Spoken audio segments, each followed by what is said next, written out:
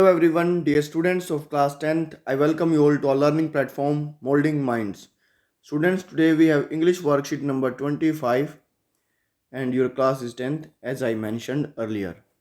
Today we again read the poem carefully and answer that follows. हम ये poem पढ़ चुके हैं फायर एंड आइस. एक बार आसानी से इसको दोबारा से हम पढ़ते हैं, लेकिन मैं इसको एक्सप्लेन नहीं करने वाला हूँ क्योंकि मैं पहले भी इसको एक्सप्लेन कर चुका हूँ. अगर आपको एक्सप्लेनेशन इसकी दोबारा से देखनी है तो ऊपर दिए गए आई बटन पर आप क्लिक कर इसकी एक्सप्लेनेशन देख सकते हैं. तो स्टार्ट करते हैं. Some say the world will end in fire, some say in ice. From what I have tasted of desire, I hold with those who favour fire. But if it had to perish twice, I know, I think I know enough of hate to say destruction, to say that for destruction ice is also great and would suffice. So यहाँ सिर्फ 2 stanzas की poem थी और इसके author हैं Robert Frost. आज अब एक नया लिटरेरी डिवाइस सीखेंगे, एंजेबमेंट. What I called एंजेबमेंट. ये क्या है, इसकी डेफिनेशन यहाँ पर दे रखी है.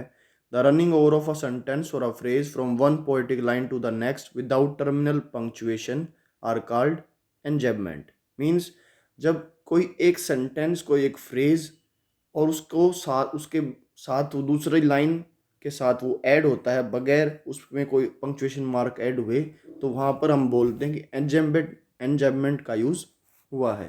जैसे यहाँ पर कोई पंक्चुएशन मार्क नहीं है, ना तो कोई कोमा है, ना फुल स्टॉप है, ना कोई क्वेश्चन मार्क है, ना एक्सप्लेनेशन साइन है. और ऐसे ही यहाँ पर भी बिल्कुल भी कोई, दोनों सेंटेंसेस में ही कोई पंक्चुएशन मार्क नहीं है, तो इसको हम बोलेंगे एंजेबमेंट. अब हम इसके MCQ करते हैं. What would suffice if the world were to perish twice? क्या सफाइस अगर वर्ल्ड को 2 बार पेरिश होना है? सो आइस इसका आंसर रहेगा. क्वेश्चन नंबर 2 है, why do some people say that the world will end in ice. लोग क्यों कहते हैं कि जो वर्ल्ड है वो आइस में एंड हो जाएगा, आइस के उससे ख़त्म हो जाएगा. सो इसका आंसर रहेगा because hatred among people is increasing fast. क्योंकि लोगों के बीच में घृणा ज़्यादा बढ़ रही है.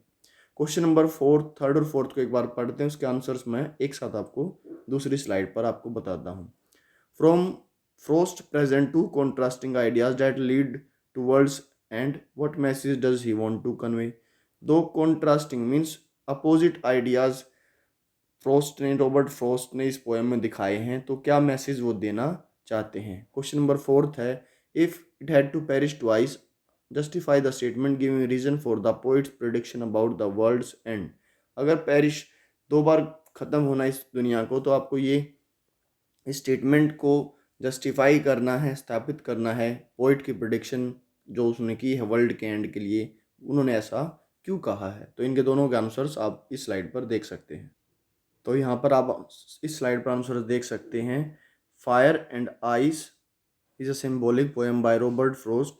The poet wants to aware the humanity that everything will end one day as a result of human misdeeds. जो इंसान के द्वारा किए गए मिसडीड मीन बुरे कर्म हैं, या उनकी जो बुरी चाहते हैं, डिज़ायर्स हैं, हेट्रेड हैं, उनके द्वारा ये जो ह्यूमैनिटी है, ये संसार है, ये एक दिन ख़त्म हो जाएगा.